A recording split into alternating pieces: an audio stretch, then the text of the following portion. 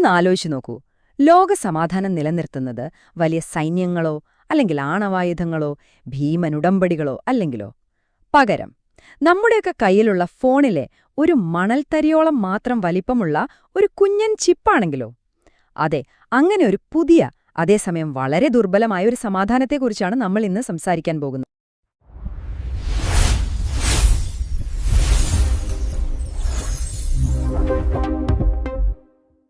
അപ്പോൾ ഇതാണ് നമ്മൾ ഇന്ന് ഉത്തരം കണ്ടെത്താൻ ശ്രമിക്കുന്ന പ്രധാന ചോദ്യം.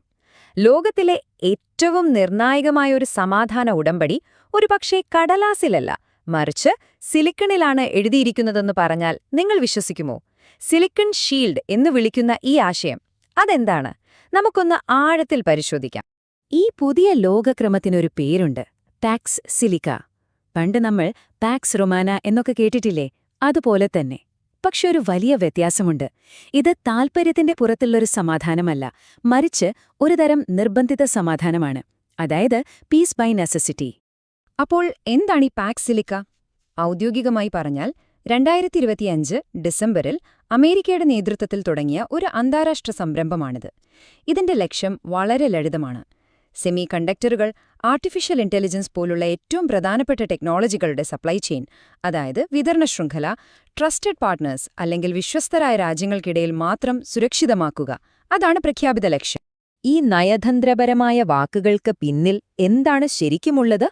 കോഴ്സിവ് ഡിപ്പെൻഡൻസീസ് അല്ലെങ്കിൽ നിർബന്ധിത ആശ്രിതത്വം കുറയ്ക്കുക എന്ന് കേൾക്കുമ്പോൾ നിസ്സാരമായി തോന്നാം. പക്ഷേ അതിന്റെ അർത്ഥം ഇതാണ്: ഏതെങ്കിലും ഒരു രാജ്യം ടെക്നോളജിയെ ഒരു ആയുധമായി ഉപയോഗിക്കുന്നത് തടയുക.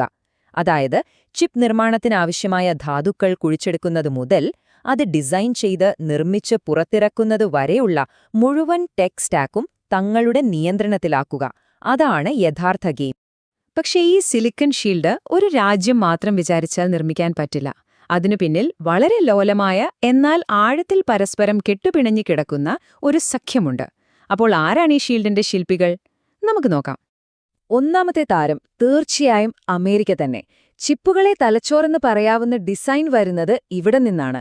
Chip design, software, intellectual property, ഈ 3 കാര്യങ്ങളിലും അമേരിക്കയെ വെല്ലാൻ ഇന്ന് ലോകത്ത് വേറെ ആരുമില്ല. ഇനി രണ്ടാമത്തെയാൾ നെതർലൻഡ്സ്. ഒരുപക്ഷേ ഈ കളിയിലെ ഏറ്റവും നിർണായകമായ ശക്തി ഇവരാണ്. കാരണം എന്താണെന്നോ? ലോകത്തിലെ ഏറ്റവും ആധുനികമായ ചിപ്പുകൾ നിർമ്മിക്കാനുള്ള ഒരേയൊരു ഉപകരണം, EUV ലിത്തോഗ്രഫി മെഷീനുകൾ നിർമ്മിക്കുന്നത് നെതർലൻഡ്സിലെ ഒരൊറ്റ കമ്പനിയാണ്. ഈ മെഷീൻ ഇല്ലെങ്കിൽ അമേരിക്കയുടെ ഡിസൈനുകൾക്ക് കടലാസിന്റെ വില പോലും ഉണ്ടാവില്ല. ഇനി മൂന്നാമത്തെ കണ്ണി തൈവാൻ. അമേരിക്കയുടെ ഡിസൈനും നെതർലൻഡ്സിന്റെ മെഷീനും ഒരുമിക്കുന്നത് ഇവിടെയാണ്. ഈ ഡിസൈനുകളെ ഭൗതിക യാഥാർത്ഥ്യമാക്കി മാറ്റുന്ന ലോകത്തിലെ ഏറ്റവും വലിയ ഫാക്ടറി, ദ മാസ്റ്റർ ഫൗണ്ടറി എന്ന് തന്നെ പറയാം. അപ്പോ നിങ്ങൾക്ക് കാര്യം പിടികിട്ടിയില്ലേ? ഇതൊരു സൗഹൃദത്തിന്റെ പേരിലുള്ള സഖ്യമല്ല, മറിച്ച് നിലനിൽപ്പിനു വേണ്ടിയുള്ള ഒരു കൂട്ടുകെട്ടാണ്. ഒരു അലയൻസ് ഓഫ് നെസസിറ്റി. ഒരാളില്ലാതെ മറ്റൊരാൾക്ക് മുന്നോട്ടു പോകാൻ കഴിയില്ല. അമേരിക്ക ഡിസൈൻ ചെയ്യുന്നു, നെതർലാൻഡ്സ് ഉപകരണം നൽകുന്നു, തായ്വാൻ നിർമ്മിക്കുന്നു. ഈ പരസ്പരാശ്രിതത്വം തന്നെയാണ് സിലിക്കൺ ഷീൽഡിന്റെ ഉരുക്ക് കോട്ടയും അതേസമയം അതിന്റെ ഏറ്റവും വലിയ ദുർബലതയും. പക്ഷേ ഇത്രയും നിർണായകമായ ഒരു ശക്തി ലോകത്തിലെ വെറും 3 കളിക്കാരുടെ കയ്യിൽ ഒതുങ്ങുമ്പോൾ എന്ത് സംഭവിക്കും? സ്വാഭാവികമായും ബാക്കിയുള്ള ലോകം പ്രതികരിക്കും, അല്ലേ? അപ്പോൾ ഈ ഷീൽഡിലിപ്പോൾ വിള്ളലുകൾ വീഴുന്നുണ്ടോ?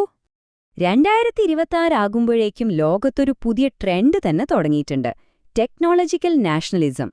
ഈ സഖ്യത്തിന് പുറത്തുള്ള ഓരോ രാജ്യവും ഭയത്തോടെ തിരിച്ചറിയുകയാണ് തങ്ങൾ എത്രത്തോളം ഈ ചെറിയ കൂട്ടുകെട്ടിനെ ആശ്രയിച്ചിരിക്കുന്നുവെന്ന്. അതിന്റെ ഫലമായി യൂറോപ്പ് മുതൽ ഇന്ത്യ വരെ എല്ലാവരും സ്വന്തം ചിപ്പ് ആക്ട്സ് ഒക്കെയായി രംഗത്തുണ്ട്. ഇപ്പോൾ രാജ്യങ്ങൾക്ക് മുന്നിൽ പ്രധാനമായും 2 വഴികളാണുള്ളത്. ഒന്ന്, ഓൺഷോറിംഗ്, അതായത് എന്ത് വില കൊടുത്തും എല്ലാം സ്വന്തം രാജ്യത്ത് തന്നെ നിർമ്മിക്കുക. പക്ഷെ അതിന് ഒരുപാട് പണവും സമയവും വേണം. രണ്ടാമത്തെ വഴി ഡീറിസ്കിംഗ്, അതായത് തായ്വാനെ മാത്രം ആശ്രയിക്കാതെ സഖ്യത്തിലുള്ള മറ്റ് വിശ്വസ്ത രാജ്യങ്ങളിലേക്ക് കൂടി നിർമ്മാണം വ്യാപിപ്പിക്കുക. പാക്സ് സിലിക്ക തെരഞ്ഞെടുത്തിരിക്കുന്നത് ഈ രണ്ടാമത്തെ വഴിയാണ്. ഇതാണ് ഇപ്പോൾ ഉയരുന്ന ഒരു വലിയ ചോദ്യം. സ്വന്തം കാലിൽ നിൽക്കാനുള്ള ഓരോ രാജ്യത്തിന്റെയും ഈ ശ്രമം ശരിക്കും ആഗോള സുരക്ഷയെ ശക്തിപ്പെടുത്തുകയാണോ, അതോ നമ്മളെ ഒരുപക്ഷേ ഒരു വലിയ സംഘർഷത്തിൽ നിന്ന് സംരക്ഷിക്കുന്ന ആ ഷീൽഡിനെ തന്നെ ഇത് ദുർബലപ്പെടുത്തുകയാണോ? ഈ വെല്ലുവിളികളെയൊക്കെ നേരിടാൻ പാക് സിലിക്ക ഒരു പുതിയ തന്ത്രം പ്രയോഗിക്കുകയാണ്: സഖ്യം കൂടുതൽ വിപുലമാക്കുക. Reinforce the alliance. അപ്പോൾ ആരൊക്കെയാണ് ഈ പുതിയ കൂട്ടായ്മയിൽ ചേരുന്നത് എന്ന് നോക്കാം. ഈ ലിസ്റ്റിലേക്കൊന്ന് നോക്കൂ. 2026 ജനുവരിയിലെ കണക്കാണിത്. ടെക്നോളജിയിലെ ഭീമന്മാരായ അമേരിക്ക, ജപ്പാൻ, ദക്ഷിണ കൊറിയ, UK, നെതർലൻഡ്സ് തുടങ്ങിയ രാജ്യങ്ങളെല്ലാം ഈ സഖ്യത്തിൽ ഒപ്പുവെച്ചു കഴിഞ്ഞു. എന്നാൽ ഇതിൽ ഏറ്റവും ശ്രദ്ധേയമായ പേര് വലതുവശത്താണ്. ക്ഷണിക്കപ്പെട്ടവരുടെ കൂട്ടത്തിൽ ഇന്ത്യ. ഇന്ത്യയ്ക്ക് ലഭിച്ച ഈ ക്ഷണം എന്തുകൊണ്ടാണ് ഇത്രയധികം പ്രധാനപ്പെട്ടതാവുന്നത്? കാരണം ഇന്ത്യ ചേർന്നാൽ ഈ തന്ത്രപ്രധാന സഖ്യത്തിലെ ആദ്യത്തെ വികസിവര രാജ്യമായി മാറും.